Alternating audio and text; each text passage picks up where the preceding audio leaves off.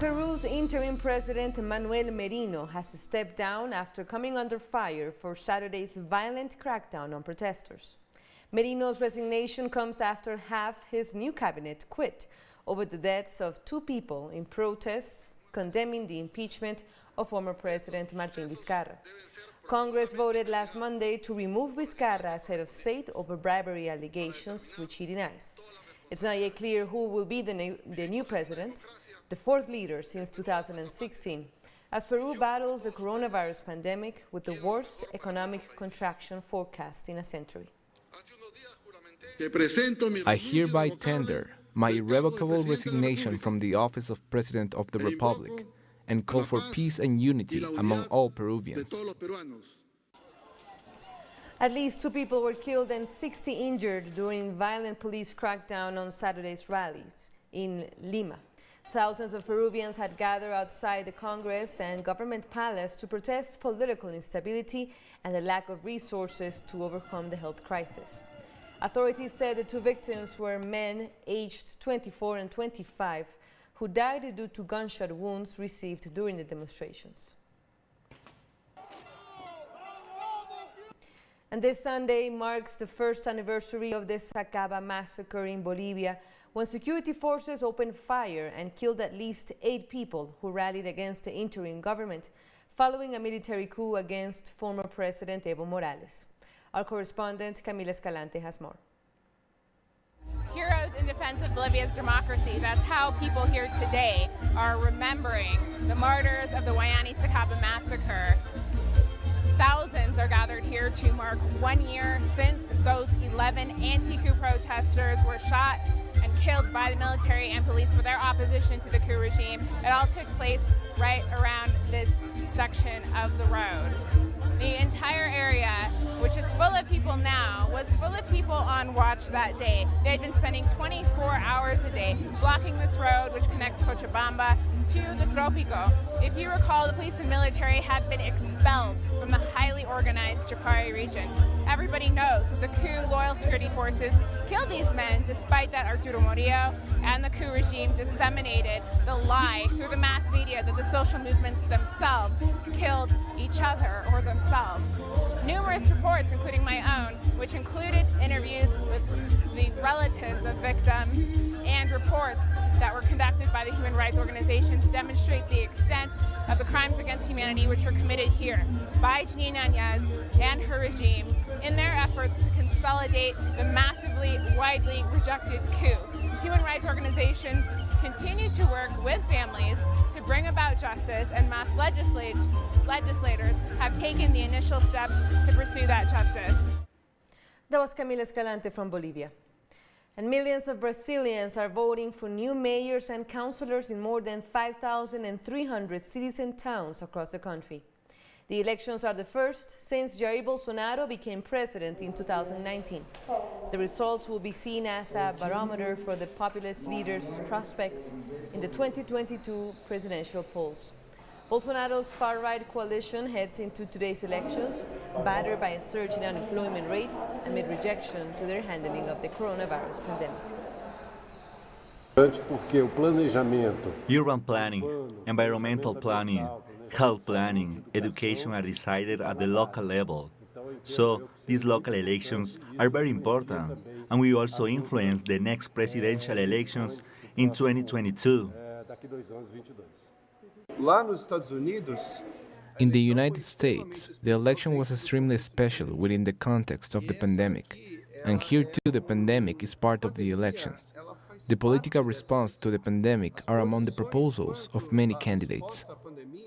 For more, let's turn to our correspondent in Sao Paulo, Brian Muir.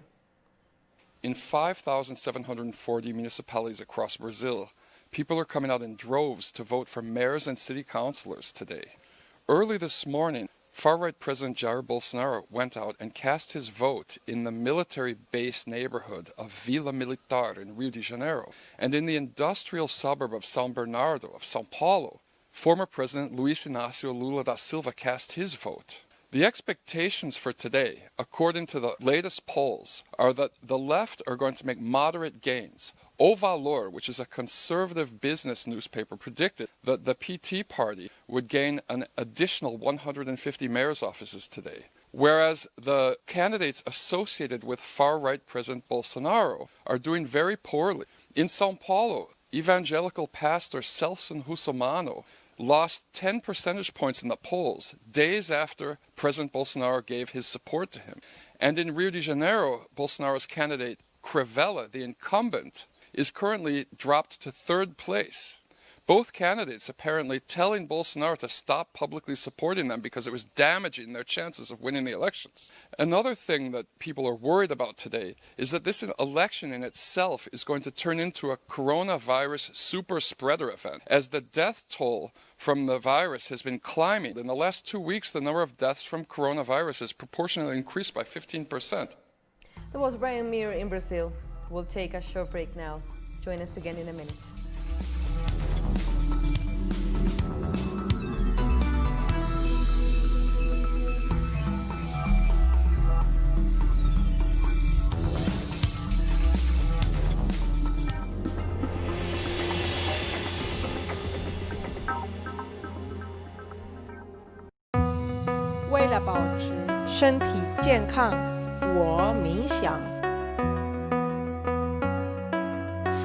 Para mantenerme saludable, yo corro. To keep myself healthy, I study. Για να διατηρηθώ υγιής, τρέφομαι σωστά. Para mantenerme saludable, yo bailo. Para mantenerme saludable, yo purifico mi espíritu a través del cuerpo. ¿Y tú? Guide your body. Tuesdays, only on TeleSUR.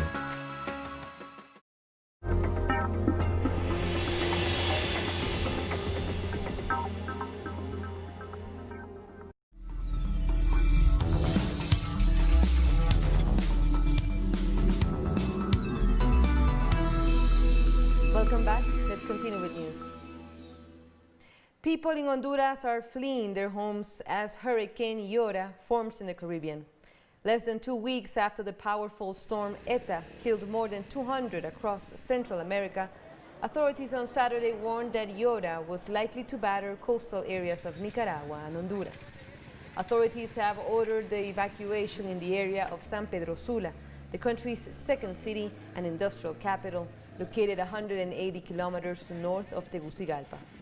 The U.S. National Hurricane Center forecasts Tropical Storm Iota to become a Category 2 or 3 hurricane as it moves into the region by late Sunday or early Monday.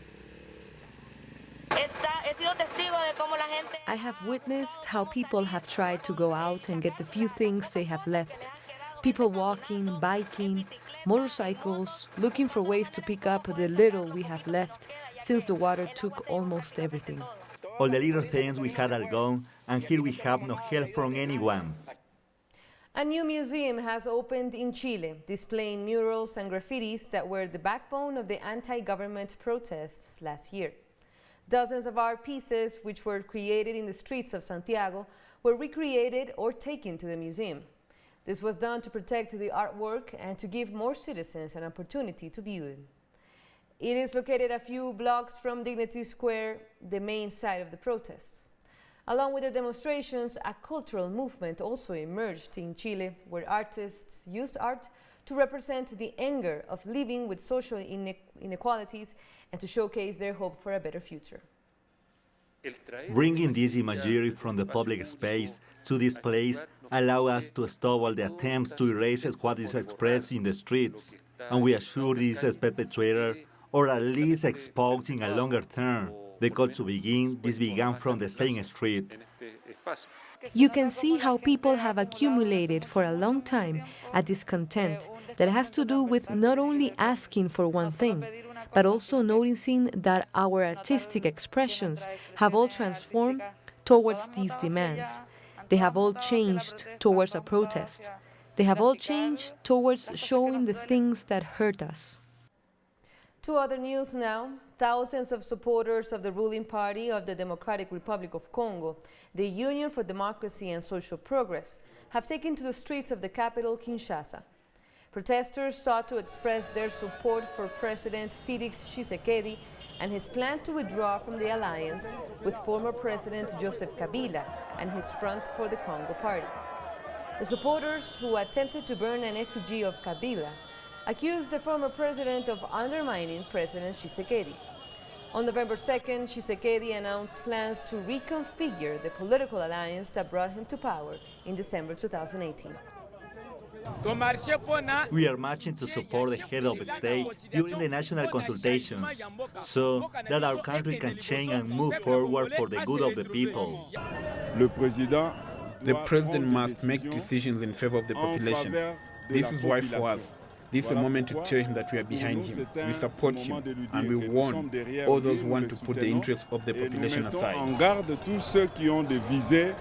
The number of people who have fled to Sudan from the fighting between Ethiopian government forces and Tigray rebels has risen to at least 20,000.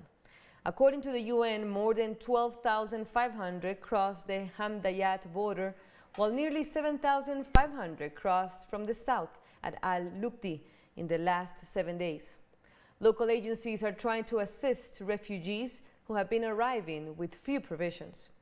Ethiopia's Prime Minister Abiy Ahmed ordered military operations in Tigray last week in response to attacks on 2 federal military camps by Tigrayan fighters.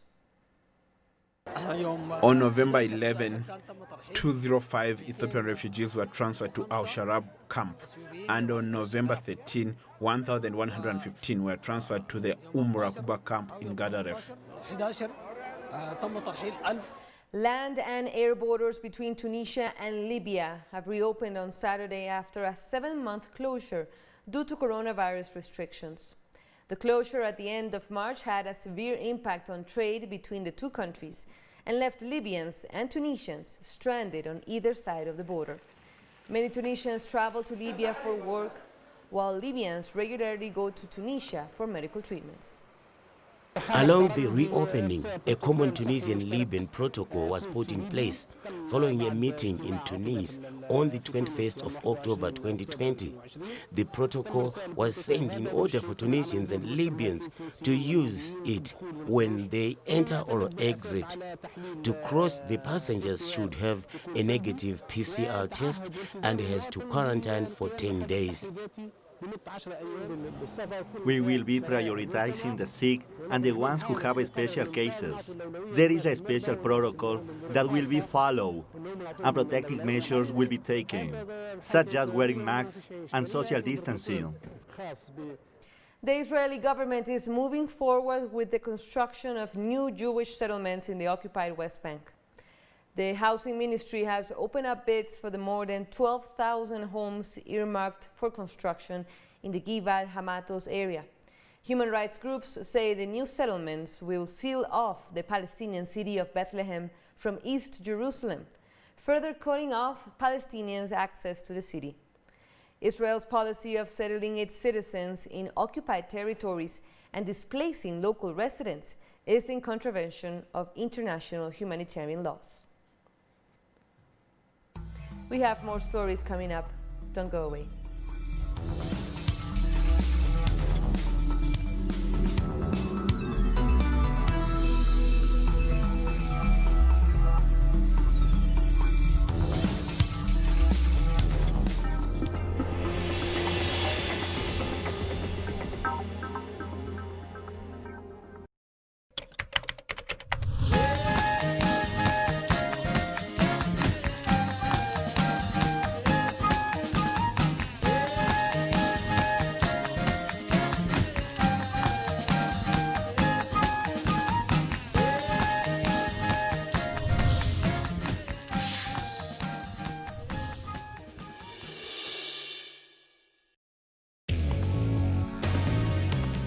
A review of the world news that investigates, incites analysis and induces criticism, because every event has a context. Pusimos el punto en él. Dot in the eye. Saturday, only on TeleSUR.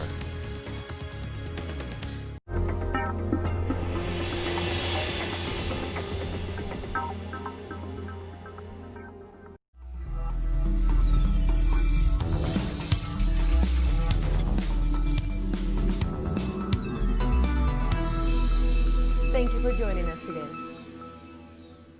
At least 20 people have been arrested in the United States after a clash broke out between supporters of President Donald Trump and a group of anti-Trump protesters in Washington, D.C.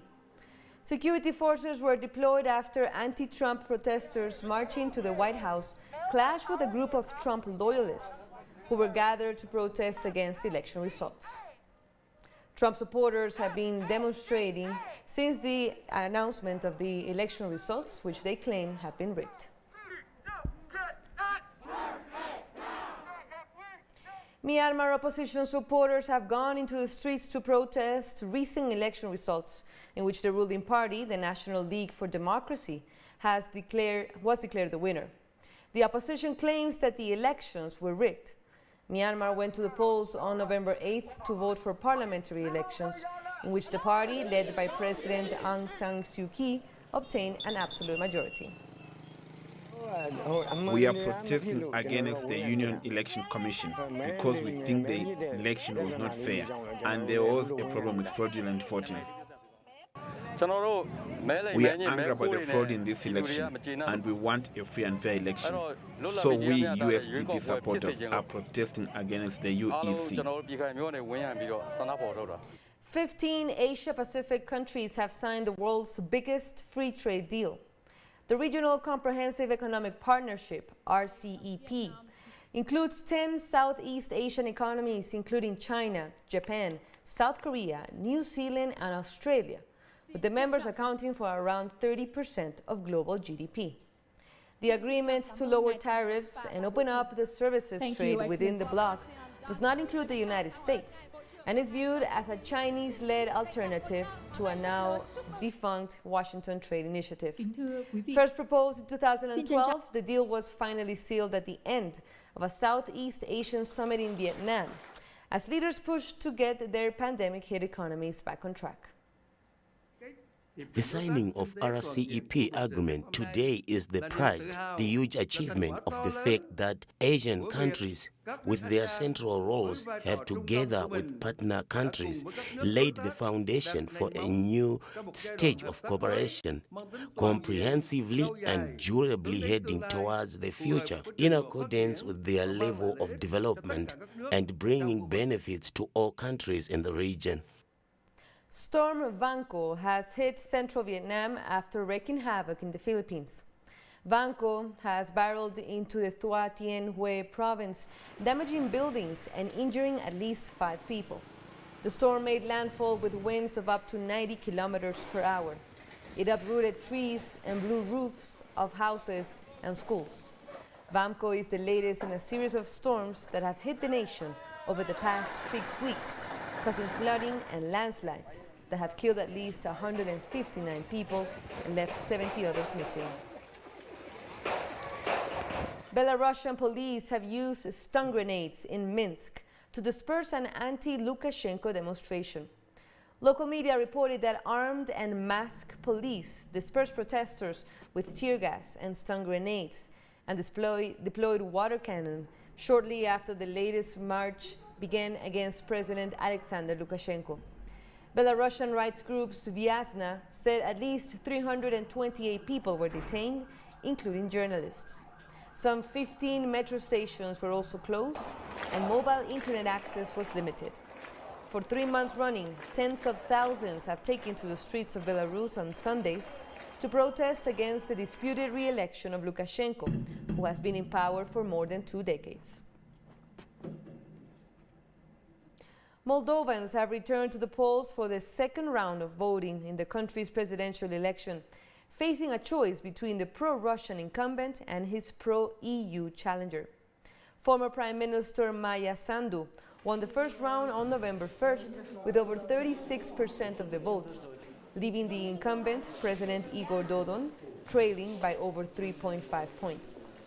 During her campaign, Sandu, a former World Bank economist, promised to secure more financial support from Brussels if she became president.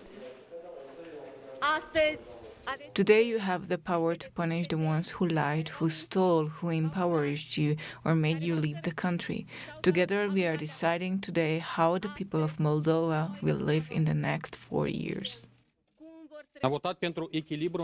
I voted for stability in our foreign relations. I don't want Moldova to become a pawn in international geopolitical games. I voted for friendship with the European Union and with the Russian Federation, as well as with Romania and Ukraine, for a balanced foreign policy. I voted for the memory of those who built this country. 10 people have been killed in Romania after a fire broke out in a hospital designated for the treatment of COVID-19 patients. The blaze spread through the intensive care ward of the hospital located in the northern city of Piatra Neamț. 7 people were also critically injured in the fire, which authorities said was likely triggered by a short circuit. According to local officials, all of the victims and injured were hospital patients, save for one. Hundreds of Catholics and the Catholic followers have staged a demonstration in the French city of Bordeaux against the ban on holding Mass. Religious groups have been restricted to gather in large groups in France as one of the measures imposed to curb the spread of the coronavirus. The protesting clerics are calling for the ban to be lifted so they can resume convening their Sunday Mass service. They also demand the restrictions to be lifted for Saturday to allow them to go shopping. Today, we cannot attend Mass freely, to worship freely. We are told to stay at home, but what the government does not understand is that it is not enough for a Christian to stay at home and pray at home. We need this communion, this direct participation in sacrifice. Afghan asylum seekers at a makeshift migrant camp on the outskirts of Paris are calling for urgent help as living conditions continue to deteriorate. The health and the lives of the thousands of refugees who fled war in Afghanistan are at risk due to poor sanitary conditions and a lack of adequate shelter. Migrant aid associations have denounced the living conditions in the camp and called for a permanent accommodation solution for asylum seekers. Children has right to a safe place to stay and a rooftop of their head, but they don't have it. And I'm gonna ask people out there if they would let their children stay out in the danger like this place like this, and they feel hungry and insecure. Would they let their children stay in the danger? Obviously not. We really hope that this time, as there is the confinement, people will not be put back on the street before the end of the confinement, which would allow even those who do not fit into the right administrative boxes and who are therefore destined to be put back on the street at some point to have at least a few weeks of respite before having to rebuild a new camp. Austria is tightening its partial lockdown, including closing non-essential stores and shifting schools to online teaching starting Tuesday and ending on December 6. A limited curfew will see people banned from leaving their homes except to go to work, get essential supplies, exercise, or help those in need. If we don't react massively, then there's a great risk that the numbers will continue to rise or stay at a high level, and that would lead to an overstraining of the intensive care units. My urgent plea for the next 4 weeks is meet nobody. Every social contact is one too many. And we end with news from sports. In Formula One, Lewis Hamilton equaled Michael Schumacher's record of 7 world titles at the Turkish Grand Prix. On Sunday, the British driver also surpassed the German's all-time record of 91 Grand Prix wins to become the sport's most successful racer at 94 wins. He said he was driven by his desire to win, but to also push the sport and the world to become more diverse and inclusive. He promised to fight for equality so that opportunities for athletes don't depend on background or the color of their skins.